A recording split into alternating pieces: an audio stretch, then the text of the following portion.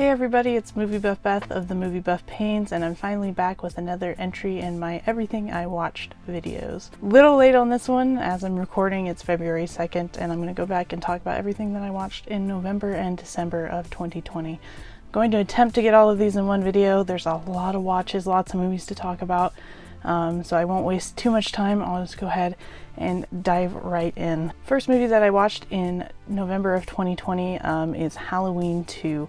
We were still kind of in the Halloween mood. Obviously it's November 1st. My family was in town. There was a few watches that I just really wanted to get through. And this is one of them. This is one of my favorite horror sequels. Definitely my favorite Halloween sequel. A lot of nostalgia with this one. I have so much fun with it. I love the Halloween setting. Just so much to like about this movie. I have a ton of fun with it. I would give this one a 4.5 out of 5 simply because I just enjoy it so much. One that I like to watch every year. Real quick, this one came out in 1981. I want to try and remember to say the years. But yeah, Halloween 2, great watch. Definitely one I like to do every year around Halloween. Another movie that I like to watch every year around Halloween is, of course, 1993's Hocus Pocus. Believe it or not, I didn't love this movie when I was a kid. It kind of grew on me in adulthood. But I really enjoy this movie now. It's definitely one that I put on every year. So much fun. I give this one a 4 out of 5. Definitely a classic. Moving into my first time watch of the month, it's 2020's Spree, starring Joe Keery of Stranger Things. I went into this with little to no expectations, didn't know too much about it, but I actually really enjoyed this one.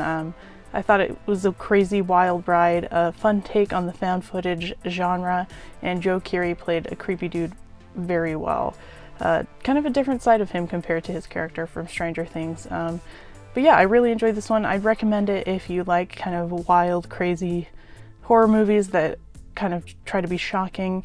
You know, it's not like the most disturbing movie I've ever seen or anything, but it's definitely a wild ride.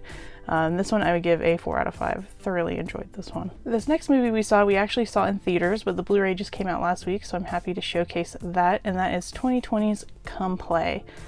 This is not a great horror film by any means, but I thoroughly enjoyed this one actually. It has a lot of really effective jump scares, pretty creepy, eerie story. One thing that Andrew mentioned last night when we rewatched it, which we'll talk about later, is the effectiveness of using both day and night for horror scenes. A lot of modern horror movies tend to only take place at night, like scary things only happen at night, but you weren't safe anywhere in this movie, and I really enjoyed that. And it's a really cool take on, you know, how technology plays into our everyday lives and how horrific it could turn if things, you know, went this direction.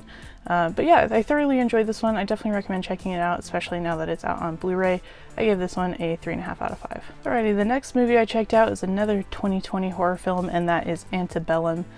I had really been looking forward to this one ever since it was announced. It kept getting pushed back because of the pandemic, but I was finally able to check it out when it was released on 4K. I thought it was okay, not great. I feel like there was a really cool story in there that they didn't fully develop to the extent that they could have. That said, there was some great performances, a decent twist, and an enjoyable flick. I'd probably give this one a 3.5 out of 5, and I'd recommend checking it out if you're interested in the story at all. A lot of 2020 movies that we watched in November. The next one is The Secrets We Keep. This one came to DVD only, unfortunately. I saw it at Target. I was with my parents, and they're big fans of movies like this, so we decided to pick it up. So I went in with very little expectations, knowing nothing about it. Came out pleasantly surprised. It was a pretty interesting thriller. Noomi Rapace was very good. I usually enjoy her in most everything I see her in. But yeah, again, this one was a pleasant surprise. I enjoyed it. It's a 3.5 out of 5 for me. Another 2020 movie here, and that is Alone, starring Tyler Posey from Teen Wolf. There's actually a couple movies that came out in 2020, or maybe even 3 movies that came out in 2020 titled Alone. Funny enough, I'm looking at this on Letterboxd right now, and they've changed the title to Pandemic, I guess to make it stand out a little more. Either way, this was, I'm pretty sure, a direct-to-disc movie. I didn't see it in theaters anywhere near me. And it was about direct-to-disc quality, but I have to say I was entertained for the whole runtime. Nothing groundbreaking or super original, but an entertaining horror thriller nonetheless. I'd probably give this a 3 out of 5. Next movie is 2020's The Silencing. This pretty under the radar crime thriller that came out. I thought this had some decent performances. The story was all right, definitely not the greatest part of it, but it's another one where I was thoroughly entertained for the whole runtime and did not regret watching it. I'd probably give this one a 3 out of 5 as well. So after watching 2020's Spontaneous, which is one of my favorite movies of 2020, I wanted to go back and watch some more films starring Piper Perabo. She plays a supporting role in Spontaneous. And of course, the first one that probably comes to most people's mind when they think of Piper Perabo is 2000's Coyote Ugly. And I had this one in the collection, but I had never seen it before. I feel like I'd heard a lot about it, but not really anything too specific. Just a movie that everybody really seems to know. And I enjoyed it. Definitely has that early 2000s feel to it. I feel like a lot of movies made around this time had that same feel to them. If you guys know what I'm talking about, see if maybe you can elaborate on that. But I did enjoy it. Piper Perabo was really good here. Overall, just kind of a middle-of-the-road movie for me. I'd probably give it a 3 out of 5. Have yet another 2020 film that I watched in November, and that is Irresistible, starring Steve Carell and Rose Byrne. I think I went into this one with maybe a little too high of expectations, simply because I love Steve Carell and Rose Byrne. But I came out a little bit disappointed. I felt like the story was okay. The performances were really good. It just never quite went as far as I thought it would. That said, I did enjoy it. Probably one that I would revisit later on down the road. On first watch, I'd probably give it a 3.5 out of 5. Next movie I watched, this is one I was surprised I had never seen before. It's 2003's Old School. I own it in this 4 Film Favorites Will Ferrell set. Yeah, I was really surprised I hadn't seen Old School. It stars Luke Wilson, Will Ferrell, and Vince Vaughn. Great cast. Overall, I came out a little bit disappointed just because I'd heard so many good things about the movie in the past. I feel like, you know, that's sometimes the bad thing about waiting so long to watch movies, is that you hear so much about it that you kind of hype yourself up. That said, it had a lot of really funny moments. I'd probably give this one a 3.5 out of 5. Next movie I watched was on Netflix, and that's 2020's Holidate, starring Emma Roberts. Went into this one with pretty low expectations simply because the poster and everything surrounding it didn't look that great. Came out pleasantly surprised, not gonna lie. I actually enjoyed this one a lot more than I thought I would. It doesn't just take place around Christmas, which I initially thought it would. It kind of takes place around several holidays throughout the year. I thought it was a really cute romance story. Obviously nothing groundbreaking, but really cute. Well worth a watch if seems like your type of film. I give this one a 3.5 out of 5. And another Netflix watch, it's the 2017 stand-up special from Trevor Noah called Afraid of the Dark. Not too much to say about stand-up specials other than I think Trevor Noah's really funny. It's really interesting to hear his story and his upbringing and how he kind of brings humor into that. I give this a 4 out of 5 and definitely check it out if you like his stand-up. The next thing I watched was actually a mini-series. I normally don't talk about TV shows in the middle of my film watches. However, this one is on Letterboxd, so I was able to log it there. It's 2020's Normal People. This is on Hulu. Highly recommend this mini-series. I'm actually really wanting to read the novel now. Great performances. Really great chemistry between the two leads. You really are rooting for these two characters, and not even necessarily just for them to end up together, but just for them to succeed individually, which I think is a testament to the writing of the show and the performances of the characters as well, because you really care about them not only as a couple but individually. This is definitely one that I recommend you guys check out if you're looking for a quick mini-series watch on Hulu or on streaming.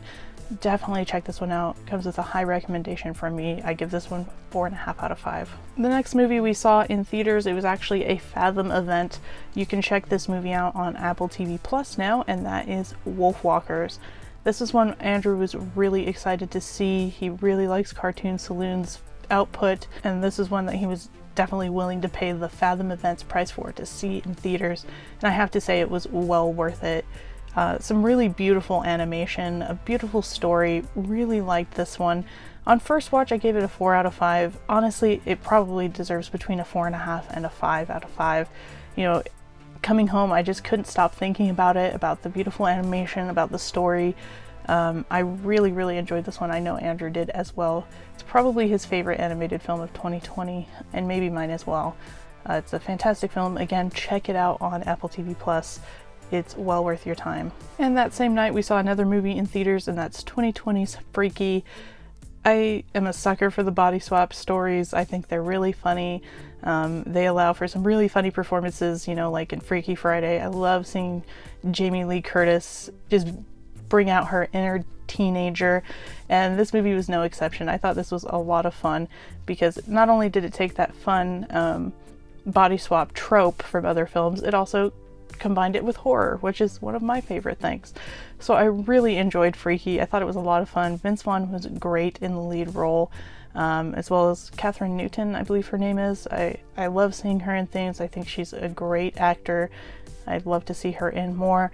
This is an easy 4 out of 5 for me. Lots of fun. Can't wait to pick it up on Blu-ray. Next movie I watched was on Netflix. It's a new 2020 film called Jingle Jangle: A Christmas Journey. This one had been touted as a really great family Christmas movie to give a watch. I thought it was okay. It wasn't really memorable, which is kind of shocking for how big of a spectacle it seemed like the movie was going for. I didn't love it. Thought it was pretty middle of the road. Probably give it 2.5 or 3 out of 5 stars. Next movie I watched was an Amazon original. It, I believe, is a 2020 release. It says 2018 on Letterboxd, but it is called The Lie. Joey King, she's absolutely phenomenal in everything I've seen her in. Even some of the more subpar movies she's in, she really elevates them with her performances. This is one that I don't want to say too much about because I don't want to give too much away. But one of my criticisms would be of something that might be a little spoilery, so I won't say too much about it. I will say it's not as good as I was hoping it would be. However, again, Joey King really has the ability to elevate somewhat subpar films. Not saying that this one is subpar, but she has the ability to elevate any material that she works with. I think she's fantastic. And this one is definitely entertaining, well worth a watch. I give this 3.5 out of 5. This is a movie that I've needed to check out for a long time, and that's 1984's The Last Starfighter. Arrow Video finally put it out, and I guess that was enough of a kick in the butt to check it out finally. I've owned it on Blu-ray for years. Definitely an enjoyable film. Lots of fun. Definitely very 80s feeling. Just a really fun movie. I give this one a 3.5 out of 5. Sorry guys, try not to spend too much time on each individual film. Another one that's been on the watch list for a long time and I finally checked out, and that's 1998's Pleasantville.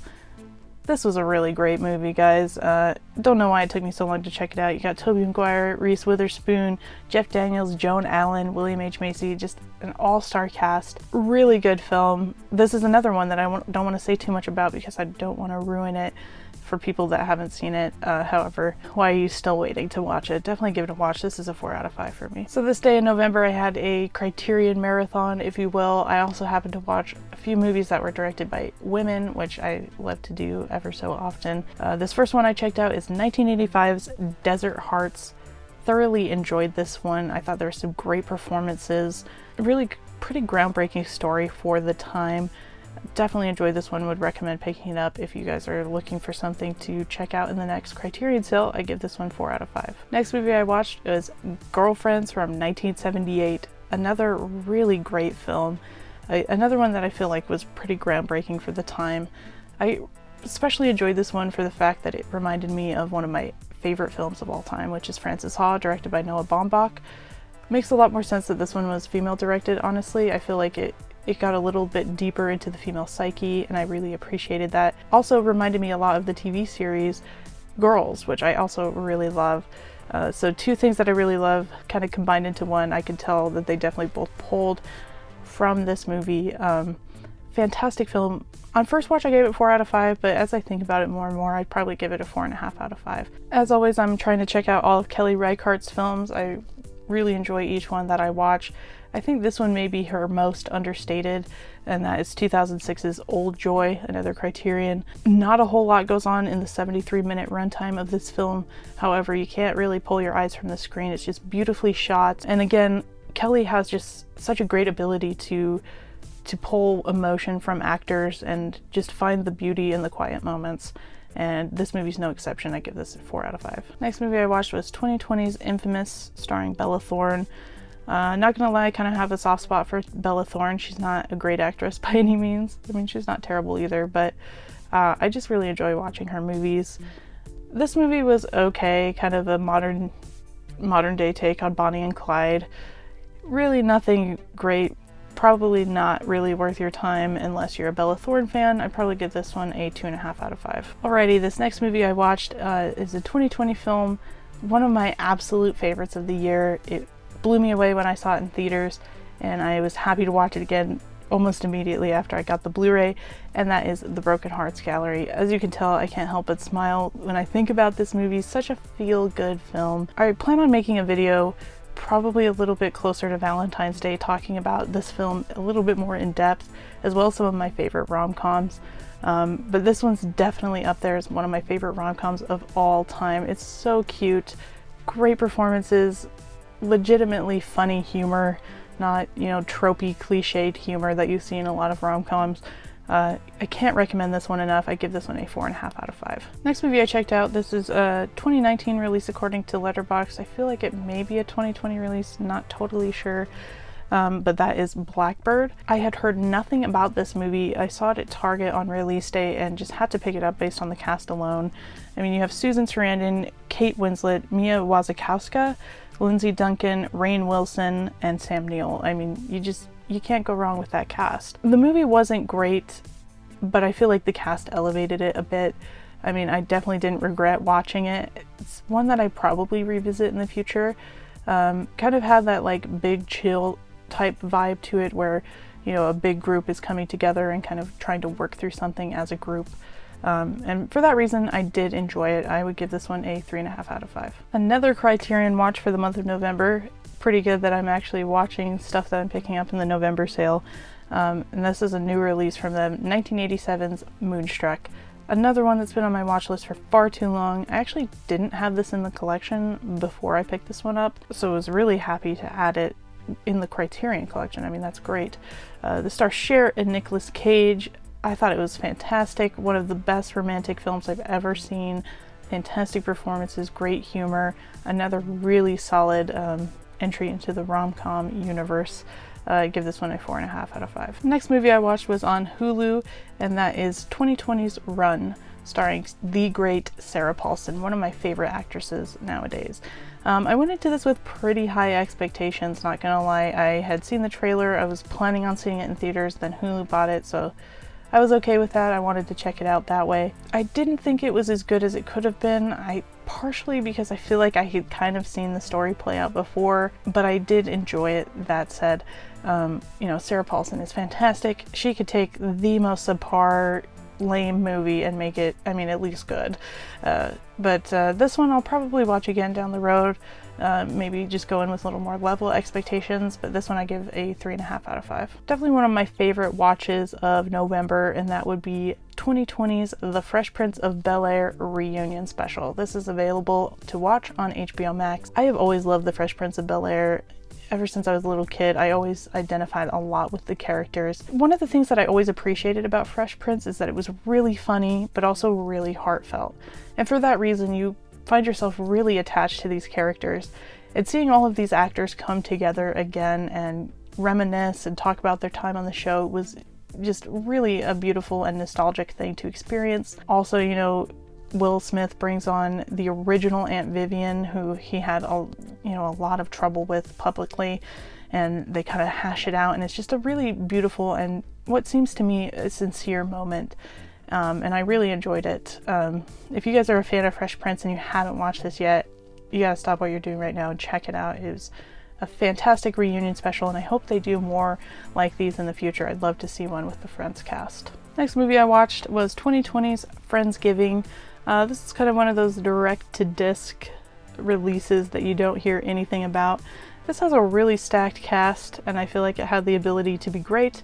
However, it was just okay. I can't say I regretted watching it, but it wasn't really good at all. Just kind of a good time passer. Probably give this one a 2.5 out of 5. Funny enough, I just mentioned this one a few minutes ago. Finally watched it for the first time, and that is 1983's The Big Chill. One of the main reasons I've always wanted to see this one, or I've wanted to see this one for a few years, is The Intervention, directed by Clea Duvall. We saw that at Sundance, and she mentioned that her biggest influence and inspiration for the movie was The Big Chill. And you could definitely see its influence in that movie, and I love that film, and I really enjoyed this film as well. again, just getting a big group of characters that have really complex histories and stories and relationships with each other, and getting them together and having them hash something out is just a really interesting premise for me. I could see that a lot of movies have taken from The Big Chill and kind of given their own spin on the story, but this movie's fantastic. It's an easy 4.5 out of 5 for me. Next movie we watched was on Hulu. It is 2019's Pilgrim. I believe this is one of their Into the Dark, if that's what they're called, Into the Dark series horror films. This was pretty fun, a fun spin on the Thanksgiving horror genre, which you don't get a lot of, to be honest, but I definitely enjoyed this one. It's a silly, wacky movie, but I'd give it a 3 out of 5. Keeping with the Thanksgiving theme, I finally checked this one out for the first time. I've heard a lot about it over the years. I feel like I had seen bits and pieces of it growing up, but never watched it all the way through, and that's 1993's Son-in-Law. Really fun Pauly Shore movie. Definitely could see myself watching this around Thanksgiving every year. Just a fun time. I give this one 3 out of 5. Next movie we watched, another one of my absolute favorites of 2020. There's a lot of hidden gems that came out in 2020, and very soon I'm going to be releasing my favorite films of 2020 video. Still working on catching up on a few films before I make that, but this one will definitely be on there, and that is Happiest Season. You can check this one out on Hulu. It's directed by Clea Duvall, who I just mentioned, who directed one of my favorite films, The Intervention. This one stars Kristen Stewart and Mackenzie Davis, who I really like, but it also has a really fantastic supporting cast, including Dan Levy, who I'm kind of obsessed with right now. But this movie, I love that we're seeing more inclusive films on the mainstream. I thought this was a really well done movie. I think the biggest issue that people had with it is that characters made decisions that maybe they wouldn't necessarily have made. I think that the characters were very real. They felt like decisions that someone might make to protect themselves. Just to give you a little bit of insight into what I'm talking about, Mackenzie Davis is taking Kristen Stewart home for, sorry, I don't remember their characters' names, but Mackenzie Davis is bringing Kristen Stewart home for the holidays with her family, who she's not out of the closet to, and Kristen Stewart's not aware of that until they arrive, and they pretty much have to fake like they're just roommates or friends, and that creates this really complicated dynamic. And a lot of people said, like, nobody would ever do that, or nobody would make those kinds of decisions, but I think that this felt like a very real type of movie that could have happened. And I felt like all of the characters, whether you thought they were making good decisions or not, were making decisions that could have been made. Clea actually talked about the movie and said how it was semi-autobiographical to her life and some of her experiences with her family.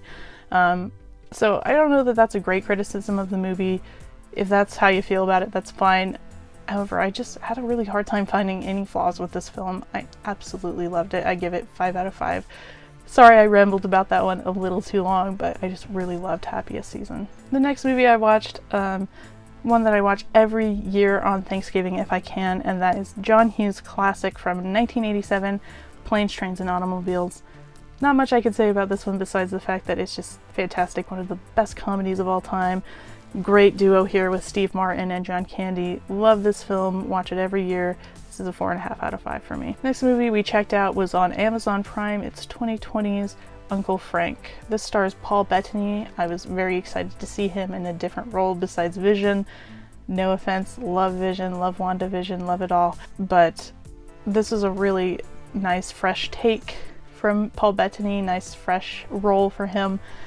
I thought it was a really well done film. Another one that really delves into the character's psyche and their relationships and the complexity of being gay or lesbian and how that relates to your family and your family relationships, and I thought this did a really good job of displaying that.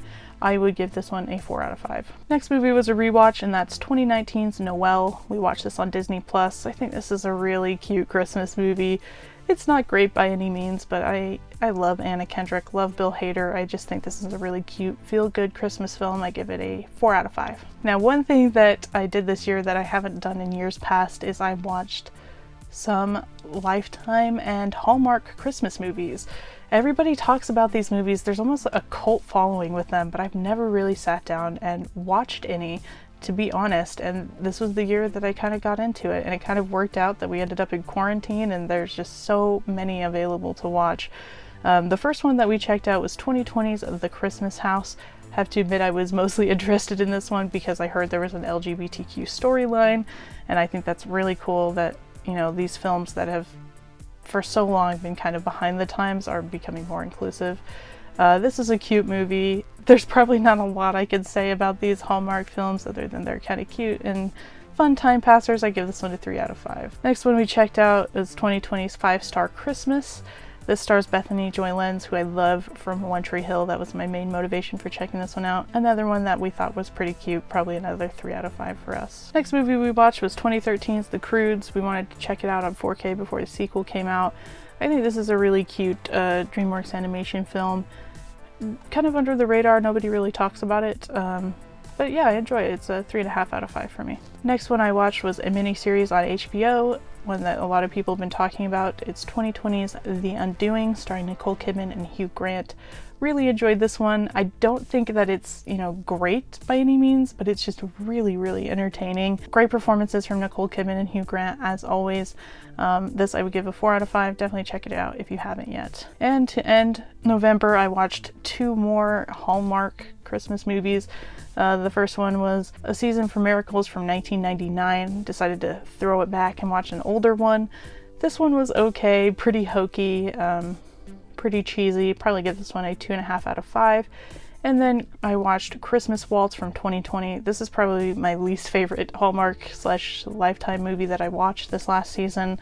The story was just ridiculous. I do like Lacey Chabert from Mean Girls, but didn't really enjoy this one. Probably give it 2 out of 5. Alright, real quick before I dive into what I watched in December, I want to mention a couple of series that I haven't mentioned yet that I checked out. First one would be Dash and Lily. This was on Netflix. This was a really cute, feel-good romance story between 2 young people around Christmas time. I don't see how you can really go wrong with this one. I definitely recommend you guys check it out. And then I also checked out Ryan Murphy's Ratchet on Netflix, which is another one I really enjoyed. I pretty much always like what Ryan Murphy puts out, and this one was no exception. And again, Sarah Paulson, can't go wrong. And last thing before I jump into my December watches, my favorite thing that I watched in the month of November would definitely be Happiest Season. No surprise there, I guess. So we'll kind of just keep the momentum going and see how quickly I can get through my December watches. The month of December is kind of unique in the fact that I was isolated in quarantine for about 2 weeks when I had COVID, Andrew as well. So it really just allowed even more time for us to sit and watch movies and do nothing else at all. But we'll go ahead and dive right in. Lots of stuff to get through. The first thing I watched in December was 2003's Duplex. Really like Ben Stiller, Drew Barrymore. However, this movie is just, it's not good. It's kind of funny, kind of entertaining, kind of hokey. You could definitely see that it's kind of a product of its time. But yeah, it's just really not good. Probably a 2 or 2.5 out of 5. Next thing I watched was a Hallmark Christmas movie called Family for Christmas. This stars Lacey Chabert and came out in 2015. I thought it was kind of cute. However, this story is just so behind the times, honestly. Like, a woman can work and have a family. This movie does not seem to think so. For that reason, I probably knocked down my enjoyment of it quite a bit, probably to 2.5 out of 5. I do like the fantasy element of it, and I think Lacey Chabert is really cute and fun to watch, but yeah, that story, just come on guys. Another movie I watched is an absolute classic, just came out on 4K, was happy to rewatch it, and that's 1988's Coming to America, starring Eddie Murphy. Love this movie, so much fun, probably my favorite Eddie Murphy movie if I'm being honest. I just really love this movie. It looked great on 4K, really fun to revisit, 4 out of 5. And then we checked out another Hallmark Christmas movie, and that's A Gingerbread Romance. This is from 2018. I really like the Mowry sisters, so anytime I see them pop up, I check it out. This one was not good. I think the biggest flaw in this one was there's just absolutely no chemistry between the 2 leads, like none whatsoever. It was okay to watch, I suppose. I didn't like absolutely hate it, but it just was not good, so I'd give it 2 out of 5. As you can tell, I have a hard time saying all bad things about movies. I apologize for that, but I really do try to find the good in everything I watch. It's just kind of how I am. I know how difficult, or at least I can imagine how difficult it is to get a movie made, so I have to find something that I appreciate in everything I watch. So sorry about that if that bothers you, but that's just how I am. Next thing I watched was a rewatch from 2017, and that's A Bad Mom's Christmas. I really enjoy both Bad Moms and A Bad Moms Christmas. I think they're just so much fun to watch.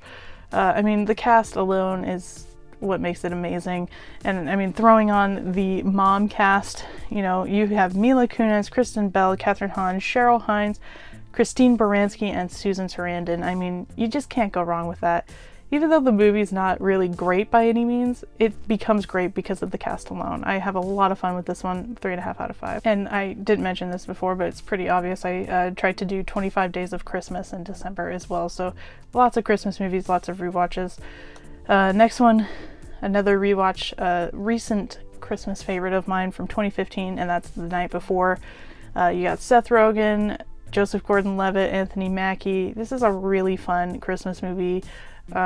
Probably the best stoner Christmas movie, if you will. There's some really hilarious scenes, especially the scene with Seth Rogen in the church. If you guys have seen it, you know what I'm talking about. We did not kill Jesus! We did not do that! Really funny movie, very memorable, one that I like to watch every year now, 4.5 out of 5. Next, we checked out 2020's Godmothered on Disney+. I really like Jillian Bell, so I really tried to like this one a lot, and I just didn't love it. Kind of another take on the Enchanted storyline, where you take a fairy tale character and throw them into our modern world, but definitely not anywhere near as good as Enchanted. I'd probably give this a 3 out of 5. Another rewatch from 2007, and that is Fred Claus, starring Vince Vaughn and Paul Giamatti. Not much to say about this one, besides the fact that I just think it's a cute, fun Christmas movie, one you can throw on with the family. Definitely one that I enjoy every time I watch it. I give it a 3 out of 5. A lot of these I'll just buzz right through if they're rewatches for Christmas, because you guys have probably seen most of these. Next one is 2000's How the Grinch Stole Christmas, directed by Ron Howard. This is another one of those movies like Hocus Pocus that I didn't really enjoy when I was a kid, but as I got older I enjoyed it more for some reason. I don't know why. Maybe partially just because I realized how fantastic Jim Carrey is in this role, as well as a fantastic supporting cast including Christine Baranski and Molly Shannon. There's a lot to like about this movie. I think this is probably the best adaptation of The Grinch Tale.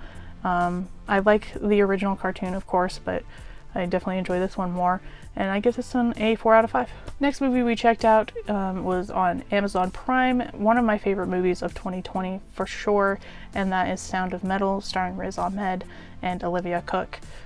These are two actors that I have really enjoyed in everything I've seen them in, so I went in with pretty high expectations, and I'd also been hearing a lot of good buzz about it, and yet I still came out, you know, very satisfied with the end result. Just a fantastic performance from Riz Ahmed. Really felt for his character, and you know, he was flawed and he went on this journey, and you know, he didn't come out necessarily the way that everyone would have hoped, but I appreciated the ending and the way they took the character's story without saying too much about it. I would give this a 4.5 out of 5. Another rewatch here. This is a pretty fun movie from 2016. That's Office Christmas Party. It's really silly. Just a lot of really great actors coming together and making a really fun Christmas movie. Can't really go wrong with that. I give this a 3 out of 5. Another 2020 movie I checked out on VOD, and that is Black Bear, starring the great Aubrey Plaza as well as the great Christopher Abbott, two of my favorite actors right now. Obviously you hear a lot more about Aubrey Plaza, but Christopher Abbott is fantastic as well. This movie was a trip. This is definitely one that I need to revisit. I'm hoping it gets a physical release sometime soon. I haven't heard much about it, but I really enjoyed this one. Even though it's a trip and I don't fully understand it, I could easily give it a 4.5 out of 5. I could see myself even getting closer to a perfect score once I understand it a little bit more. But Aubrey Plaza is fantastic here. Love this movie. Definitely check it out, guys. Another rewatch here, and that's 2011's Arthur Christmas. Gotta love this lenticular slip for the 3D copy. This is a really cute film, definitely an underrated Christmas movie. If you guys haven't seen it, definitely check it out next year. Really underrated Christmas film that I like to watch every year. Give this one a 4 out of 5. This is one that has recently made its way into my Christmas rotation, one that most people may not even realize is a Christmas movie, but that's 2016's Why Him?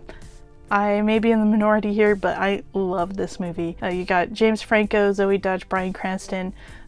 So much fun, Just a really funny movie. It's not great by any means, but I just have so much fun with it. That's really all I could say about it. And I just love James Franco. I think he's hilarious. So this is a 4 out of 5, one I watch every year around Christmas. Another movie set at Christmas, and that's 1984's Gremlins. Not much I could say about this that hasn't been said before. This is a great Christmas movie. Looks fantastic on 4K. 4 out of 5. Now the next thing I watched, this is technically a TV special, but you're able to log it on Letterboxd, which I think is awesome because it's kind of like a short film in my opinion. And that's the Euphoria special, Trouble Don't Last Always. This is from 2020, of course. I thought this was fantastic. I'm a huge fan of this series. I think they've done some really great things with it, and this may be the best thing that they have done with it yet. Not a whole lot happens. This is basically a one scene episode or special where you basically just see two characters in dialogue the entire time, which sounds like it could be really boring, but the writing is so engaging and so well done that you can't help but watch the whole thing. I mean, I was just interested from beginning to end, which is a testament to how good the writing is on this show. And I cannot wait to see more episodes in the future, but I'm glad that they gave us, you know, these couple of specials. I'll talk about the other one in my next video, to hold us over until we get more episodes. This is an easy 4.5 out of 5 for me. Honestly, might be closer to a 5 out of 5. Another rewatch here, and that is 1983's Trading Places. This is a great movie to watch around Christmas or New Year's. Another fantastic Eddie Murphy film of the time. Dan Aykroyd is great in this as well. Just great comedy, 4 out of 5 for me. And here we have another iteration of The Grinch Tale, and that's 2018's The Grinch. This is Illumination Animation's take on it. I think this one got a lot of flack for not really any good reason. I think that it's a really cute film. Obviously not anywhere near as good as the original cartoon or Ron Howard's adaptation, but I think that it's plenty enjoyable. It looks great on 4K. Benedict Cumberbatch did a great job being the Grinch. I think I would give this one a 3.5 out of 5. This next film I'd wanted to check out for a while. Heard this was a fun one to watch around Christmas time, and that's 2005's The Ice Harvest. This stars John Cusack, Billy Bob Thornton, Connie Nielsen. Enjoyed this one. Kind of a fun caper heist film, if you will. Definitely one I could see myself revisiting. Glad that Kino put this out on Blu-ray. And that one I give a 3.5 out of 5. Another rewatch here, and this one going all the way back to 1942, and that's Holiday Inn. Classic film. Really enjoyed this one. Honestly, I didn't expect to when I originally saw it a few years back. But I really did enjoy this, and this is a 3.5 out of 5 for me. This next one is one of my all-time favorite romance films, as well as an absolute must-watch every Christmas, and that's 2006's The Holiday. I will say I have a huge soft spot for Nancy Meyers. I love pretty much everything I've seen by her. I think she makes great feel-good movies, and this one's definitely my favorite of hers. The whole cast is wonderful. You have Kate Winslet, Jack Black, Jude Law, and Cameron Diaz, who I miss seeing in movies so much. I love her. But this movie, again, just a great feel-good romance. I remember watching it a lot in high school with my girlfriends. You know, anytime a boy would make us upset or anything, we would throw this movie on, and it was very cathartic. But yeah, I love The Holiday, watch it every year. And I'm glad that I've gotten Andrew to enjoy it as well, because I love this movie. And it's honestly one I could watch any time of the year, but especially around Christmas. So 4.5 out of 5 on this one. I'll tell you right now, this next one is the worst watch of December. Probably one of the worst movies I've watched in several years. Thankfully only paid $1 for it. And that's 2013's Krampus the Christmas Devil. Don't know that I expected a lot going into this one, but somehow it still managed to disappoint me. Oh, it was so terrible, so very low budget. I feel like someone just got like their flip phone camera and just went around and recorded things. I don't even know what to say about this one. If you see it for $1, don't even buy it for $1. It's not worth your time. I give this one a 0.5 star out of 5, guys. Next movie was another rewatch, another favorite of mine, another really well done romance film, and that's much thanks to Renee Zellweger's fantastic performance in this movie, and that's 2001's Bridget Jones's Diary. Love this story, love the performances, love the dynamics between the cast members. You know, Colin Firth and Hugh Grant are great in this as well, and this was, you know, just the height of their stardom and their handsomeness. But yeah, this is a really cute film. If you've never seen it, believe the hype. It's a great movie. 4.5 out of 5. I keep looking back at what we watched when we had COVID, and we kind of had like a theme of movies we were watching. We were watching Christmas movies, really terrible Hallmark movies, things like that, but then we also wanted to watch just really well done films, and that brought us back to some of our favorites of recent years, and that was one of the themes that we kept to. And the first one of that theme is 2016's Arrival, directed by Denis Villeneuve, easily my favorite science fiction film of all time. It's so understated, just a beautiful film. The cinematography is wonderful. The story is just really much deeper than you originally think. Amy Adams, Jeremy Renner, everybody in this film just absolutely fantastic. Forest Whitaker as well. I will have to say, like, the first time you watch it, you think you're watching one film and you enjoy it for that, but then you get to the ending and you realize you were watching an entirely different film, and that makes this endlessly rewatchable in my opinion. I feel like you can go back and watch this over and over again and still gain something new from it, and it gives you such a good perspective on life and why you should appreciate what you have and appreciate the now. And that was a great movie to watch when I wasn't feeling well, because it definitely, upped my spirits a bit. One of my favorite films of all time, definitely one of my favorite films of the decade. This is a 5 out of 5. A lot of really great stuff came out on streaming in December as well, one of them being 2020's Let Them All Talk, directed by Steven Soderbergh, who's one of my favorites. I consistently enjoy everything that he puts out.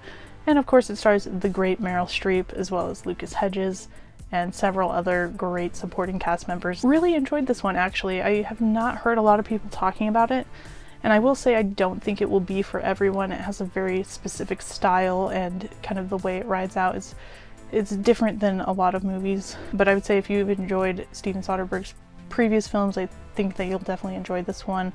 I would give this one a 4 out of 5. And the next movie we watched was 2020's The Prom, directed by Ryan Murphy. This is available on Netflix. Oh, sorry, I forgot to mention Let Them All Talk is on HBO Max.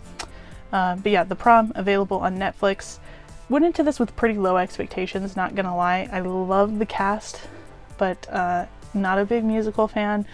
It looked a little too glittery for me, but I came out pleasantly surprised. I actually really enjoyed it. A lot of people are hating on this movie, partially because of James Corden. I won't go into that too much. I enjoy watching him on the screen, I will say, but it was a great viewing experience and a lot of fun. Very colorful, lots of great music. Love this one, honestly. I give this one a 3.5 out of 5. Another one of my favorites of the decade, and that's 2015's Steve Jobs. Absolutely love this film. I don't hear people talk about this movie enough. Great direction by Danny Boyle. Great writing and script from Aaron Sorkin, and fantastic performances from Michael Fassbender, Kate Winslet, Seth Rogen. Everyone that is in this movie is just fantastic. But I really enjoy this film, even though it's pretty much all dialogue. It's just so engaging from beginning to end. Love this movie. 5 out of 5 for me. Every year we have to watch some of the short animated Christmas specials. First one we watched was 1970's Santa Claus is Coming to Town. This is probably one of my favorite ones. Real quick, I'll go ahead and show you. I own it in this box set here, if you guys are interested in picking it up on Blu-ray. But yeah, I really enjoy this one. One of my favorite animated shorts to watch around this time of year. Give it 4 out of 5. And then the next one was actually a first time watch. It's featured in the Santa's Magical Stories set here, and it came out in 1981. It's called The Leprechaun's Christmas Gold.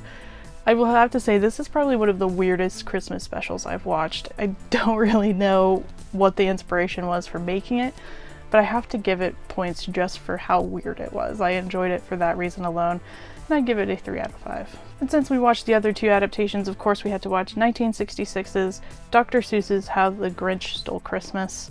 Like I said before, it's a classic. It's a 4 out of 5 for me. Speaking of Christmas classics, we watched a few of them in December, one of which is 1983's A Christmas Story. Bob Clark directed two of my favorite Christmas films, and they could not be more different. This one and Black Christmas. Love this movie. I mean, what can you say about this movie that hasn't been said before? It's a great film. That's a 4.5 out of 5 for me, by the way. Again, keeping with that theme of great films to watch while in quarantine, we watched 1972's The Godfather.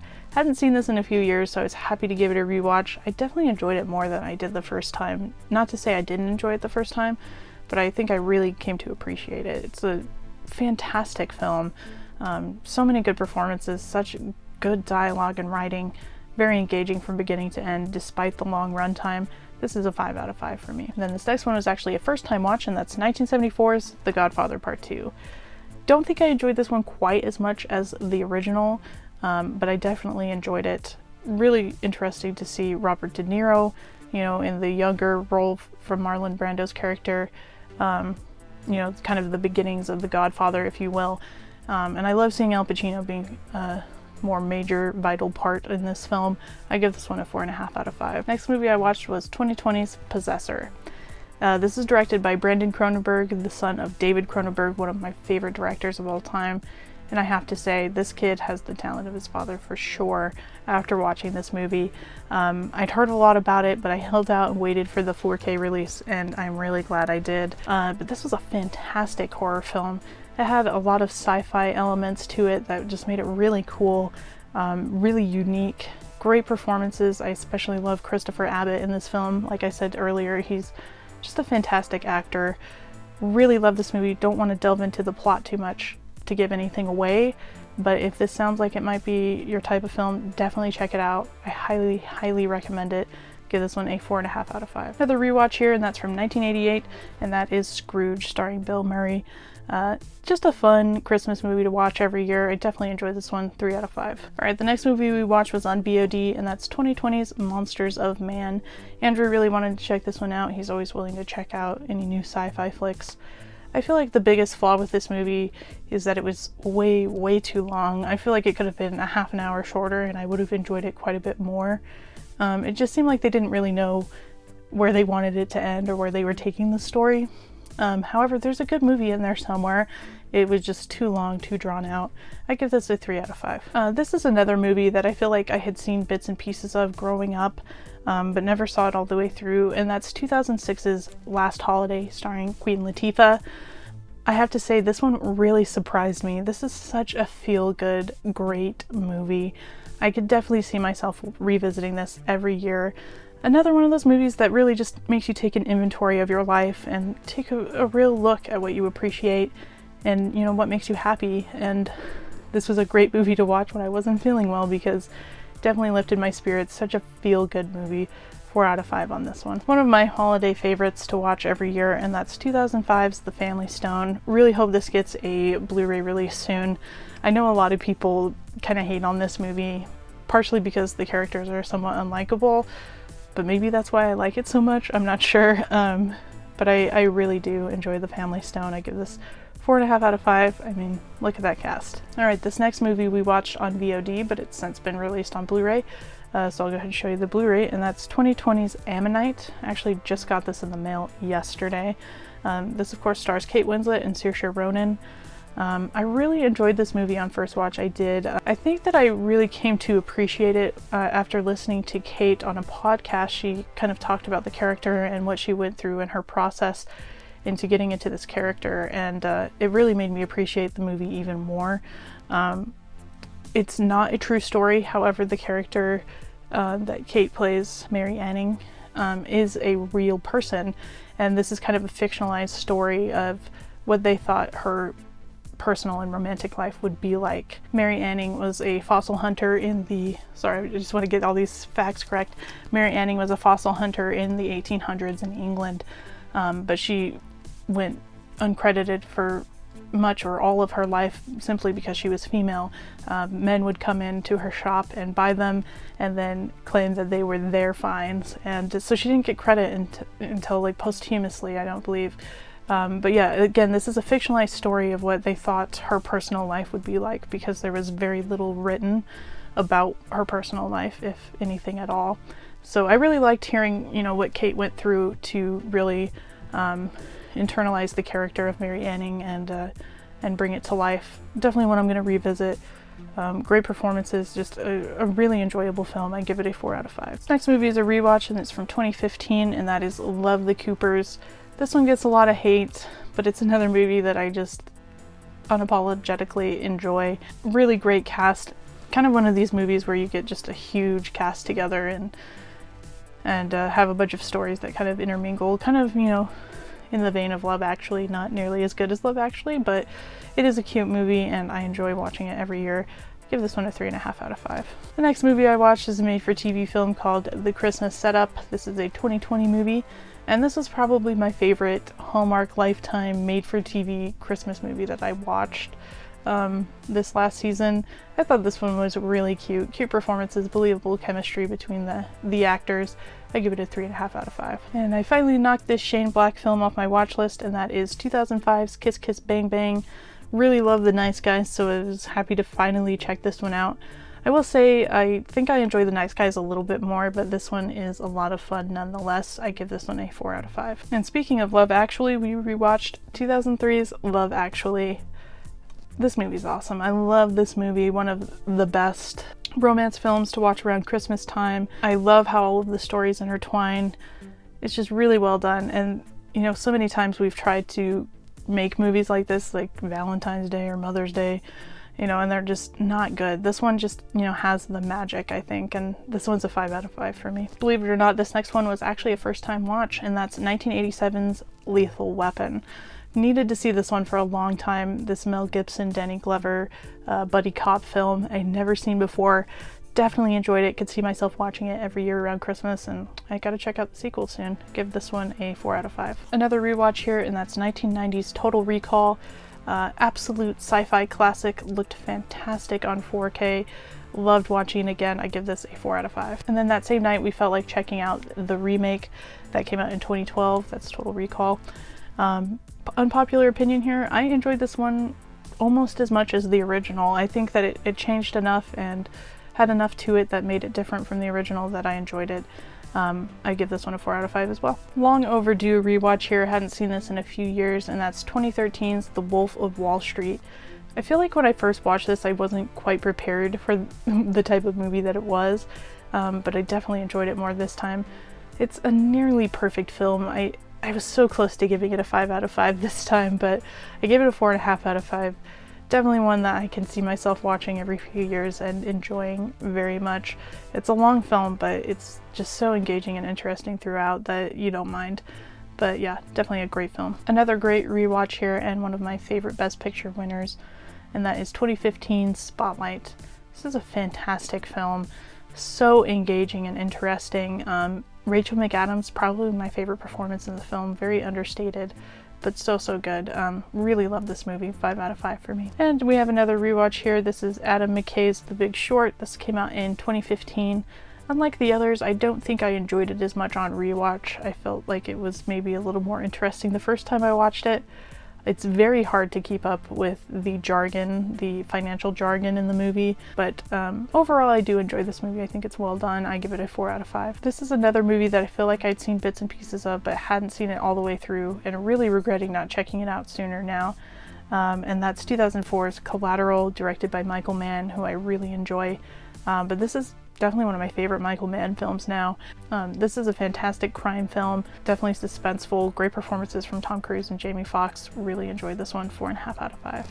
And keeping with the Michael Mann theme, we watched 2006's Miami Vice. I will admit, at first I was really not drawn into this movie. I felt like it was really kind of slow, but about halfway through I found myself, you know, kind of into the story a lot more than I was at the beginning. It does kind of throw you right in and you kind of get overwhelmed very quickly, but it is a well done film. I could see myself watching it again because I feel like this is one that would get better on rewatch, and I've heard other people say that it does, so for now I'll give it a 4 out of 5. We have another Francis Ford Coppola film here, and that's 1988's Tucker, the Man and His Dream.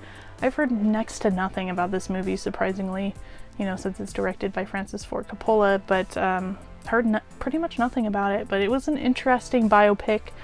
Not my favorite of his, but I did enjoy it. I give it a 3.5 out of 5. Next, we watched 2003's Dead End. I have to say this is a very underrated horror flick. I really enjoyed this one. Really surprised I don't hear more people talk about this. It's just so creepy how you don't even know what's real or what's really happening. Just very suspenseful, but very well done, low budget horror film. I give this a 4 out of 5. This next one I watched on Netflix, and that's 2017's Outside In, directed by one of my very favorites, Lynn Shelton. I so miss her so very much, but I've had a great time going back and watching some of her films that I hadn't seen yet, and this was one of them. This stars Jay Duplass and Edie Falco. I love both of them. Thought they were both fantastic here.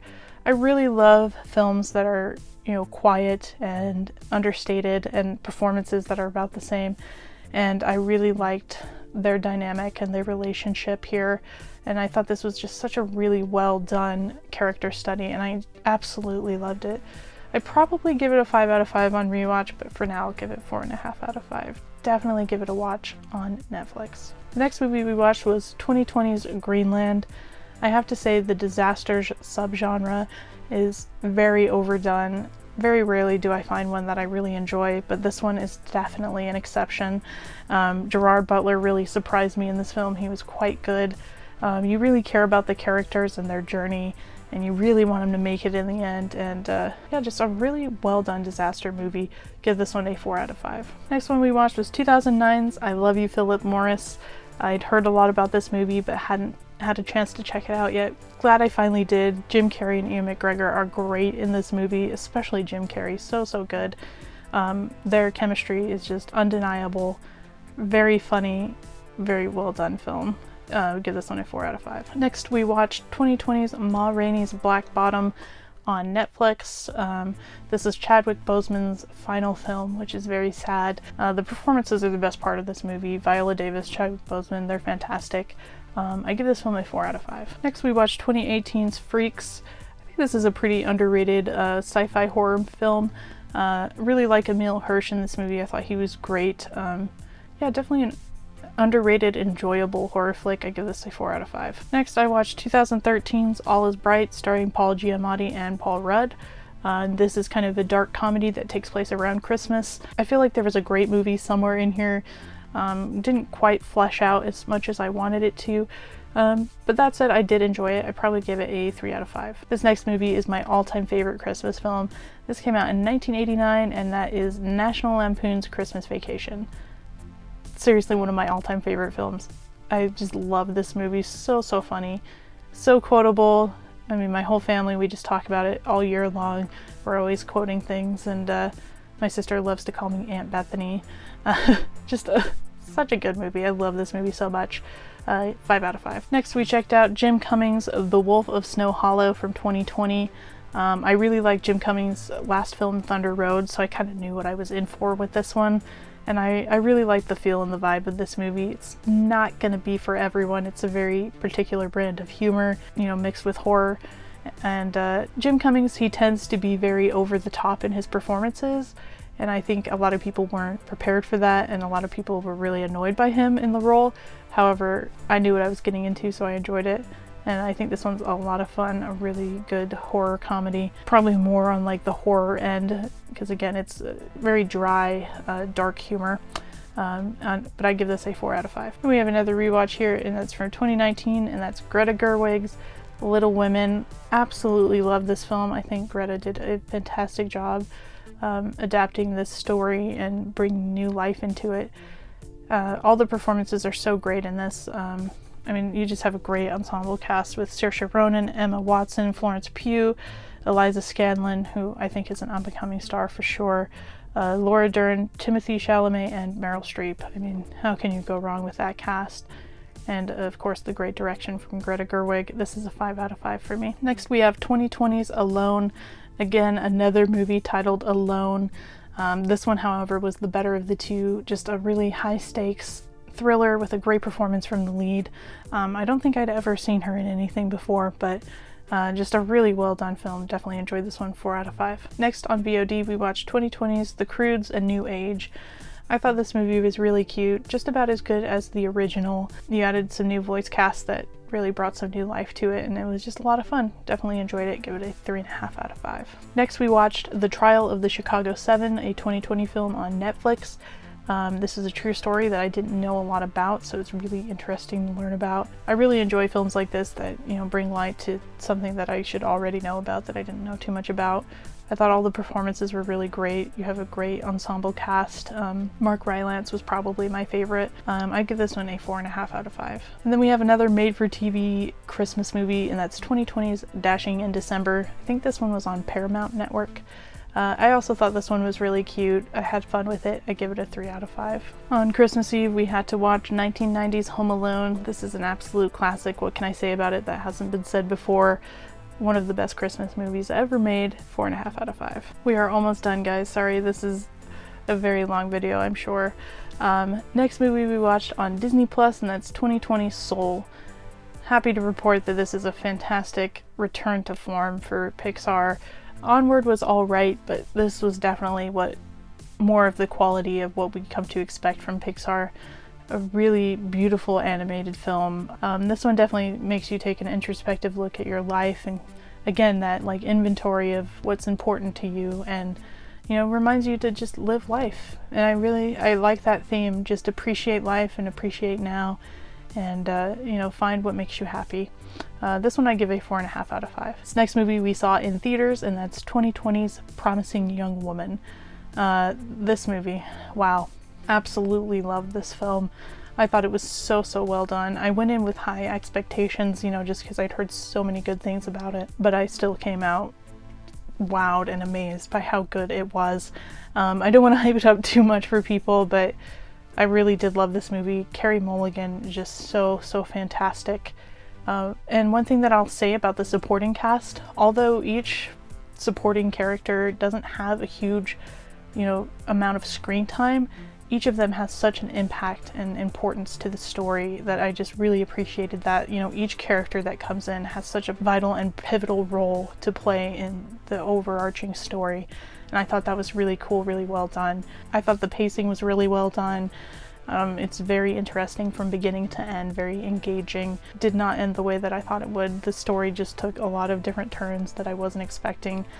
Don't want to spoil too much, but I will say this is one that you guys definitely need to see. 5 out of 5 stars. Next movie I watched was on HBO Max. I was gonna see this in theaters, but then I changed my mind, and I'm actually pretty glad that I didn't see it in theaters, and that's 2020's Wonder Woman 1984. Talk about a disappointment. Not gonna lie, I am pretty fed up with the superhero genre. Really kind of sick of it, to be honest, but I was looking forward to this movie mostly because I love the 80s, and I really liked Patty Jenkins' Wonder Woman. I thought that it was a really well done superhero film, but this movie was just so disappointing. It didn't even really seem to have much of a point to me. The story was very weak. Pedro Pascal's villain was very over the top, and I did like him, and I liked Kristen Wiig's villain as well, but you know, they just each were battling for screen time, and then the end battle was just so anticlimactic. I don't know, I did not like this movie very much. I'd probably give it between a 2.5 and a 3 out of 5. Next movie I watched was on Amazon Prime, and that's 2020's Sylvie's Love. On the other hand, I had heard pretty much nothing about this movie and came out pleasantly surprised with this one. Thought the performances were great, chemistry was great between the cast. You know, very understated performances that I enjoyed. Tessa Thompson was really great here. You know, it's not a movie that's super memorable, not one that people will be talking about for a long time, but it's just a perfectly, you know, nice film to watch, and that's not a criticism really. It's just, you know, there's not much I could say that was wrong with it, just it wasn't super memorable. That would probably be my only flaw with it. I'd give it 4 out of 5. Got another Criterion watch here, and that's 1976's In the Realm of the Senses. I talked about this a little bit in our Criterion haul, which I'm not sure if that video will be up by the time I upload this one. We'll see. But this movie, it came out again in 1976 in Japan, and it's very sexually explicit, so that alone, you know, makes you see how shocking and controversial it must have been, especially coming out of Japan. I thought it was really well done. It's not necessarily a movie I would say I liked or disliked though. There's just a lot to chew on here, a lot to think about. Overall, thinking of, you know, how well the film was made, the performances, everything, I'd probably give it a 4.5 out of 5, but again, there's just a lot to think about, a lot to chew on with this one. Let me know what you guys think of this one in the comments. Next movie we watched is 1940's The Shop Around the Corner. Had surprisingly never seen this one before. Very cute, you know, the original story of You've Got Mail.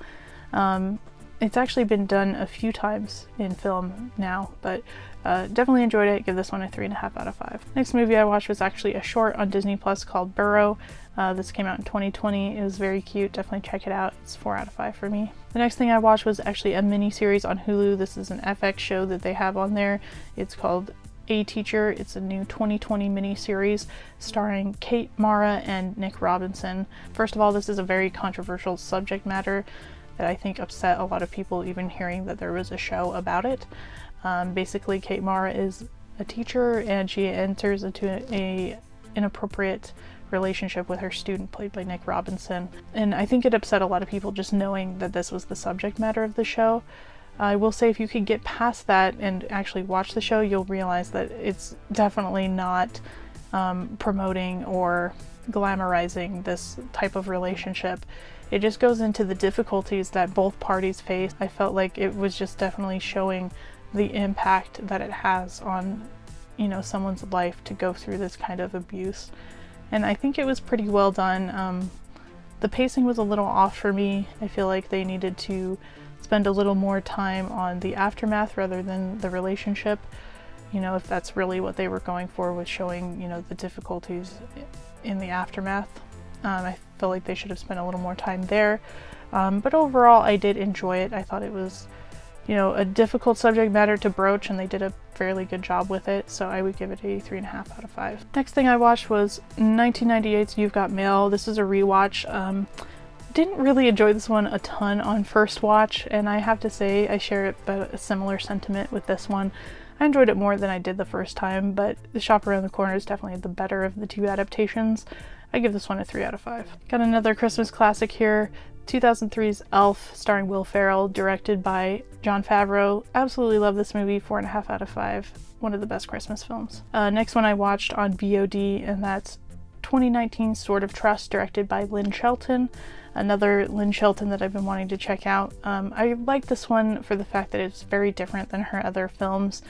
This was kind of a comedy caper starring Marc Maron, who was her partner, and Jillian Bell, who I thought was really great in this role. She's very different than any other role I've seen her in. I really appreciated that. I just thought it was a really well done comedy caper that will just make you laugh, and this one I give 4 out of 5. This next film has been on my watch list for so long, and I finally gave it a watch, and that's 2003's A Tale of Two Sisters.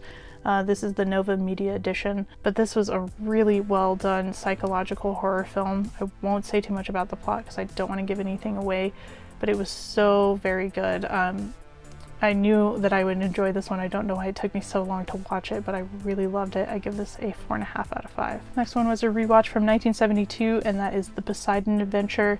This is a fun one to watch around New Year's. Just a really well done disaster movie with great performances. I give this a 4 out of 5. And the last movie that I watched in the dumpster fire year of 2020 was 2015's The Age of Adeline. This is a rewatch. I actually hadn't seen this one since I saw it in theaters. It takes place around New Year's Eve, so this is a good watch for that night. Definitely enjoy this film. Pretty underrated. Great performance from Blake Lively. Just a really nice watch. I give this one a 4 out of 5. Whew, so much that I watched. Real quick before I go into my favorite of December, I also have to mention that I watched HBO Max's series The Flight Attendant, starring Kaley Cuoco. I thought this was a fantastic series, really well done. Definitely well worth a watch if you guys are looking for a fun mini-series to check out. I actually heard that they're trying to get a second season made, so that would be really cool. But definitely enjoyed The Flight Attendant. So I think it's pretty clear what my favorite watch of December was, and that would be Promising Young Woman. Just so good. Definitely check it out when you guys get the chance. It's available on VOD now. I actually rewatched it a couple nights ago and just loved it even more on rewatch. But my number one recommendation of the month for you guys to check out is on Netflix, and that's Outside In, directed by Lynn Shelton. If you guys check it out, please let me know what you think of it. Let me know what you guys thought of all of these watches. We watched so much. I also watched a lot in January, so I'll have a big video to post for January as well. I have a few 2021 movie related resolutions that I'll talk about in my next video, so keep an eye out for that.